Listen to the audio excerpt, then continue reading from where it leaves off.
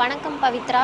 இன்று தமிழகத்தில் சென்னை, செங்கல்பட்டு, திருவள்ளூர், காஞ்சிபுரம் ஆகிய 4 மாவட்டங்களில் 10 மணி வரை மழைக்கு வாய்ப்பிருப்பதாக வானிலை ஆய்வு மையமானது தெரிவித்திருக்கிறது. அந்த வகையில் தற்பொழுது சென்னை மாநகரம் முழுவதுமே மேகமூட்டத்துடன் காணப்பட்டு வருகிறது.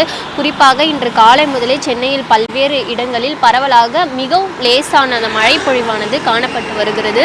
வங்கக்கடலில் நிலவும் ஆழ்ந்த காற்றழுத்த தாழ்வு பகுதி நேற்று முன்தினம் மேற்கு திசையில் நகர்ந்தது. இது நேற்று காலை 8:30 மணி அளவில் தென்மேற்கு மற்றும் அதனை ஒட்டிய மத்திய மேற்கு வங்கக்கடல் பகுதிகளில் தெற்கு ஆந்திர வட தமிழக கடலோர பகுதியில் தற்பொழுது நிலவி வருகிறது.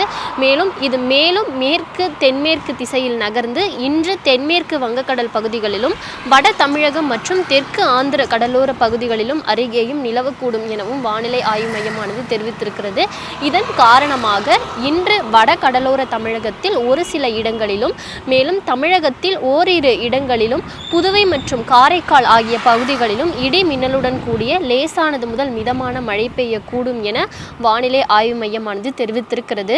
பனியை பொறுத்தவரை அதிகாலை வேளையில் உள் தமிழகத்தில் ஓரிரு இடங்களில் பனிமூட்டம் காணப்படும் எனவும் வானிலை ஆய்வு மையமானது தெரிவித்திருக்கிறது. குறிப்பாக இன்றைய தினத்தை பொறுத்தவரையில் வட தமிழகத்தில் அநேக இடங்களிலும் தென் தமிழகத்தில் ஓரிரு இடங்களிலும் புதுவை மற்றும் காரைக்கால் பகுதிகளிலும் இடி மின்னலுடன் கூடிய லேசானது முதல் மிதமான மழை பெய்யக்கூடும் என வானிலை ஆய்வு மையமானது தெரிவித்திருக்கிறது.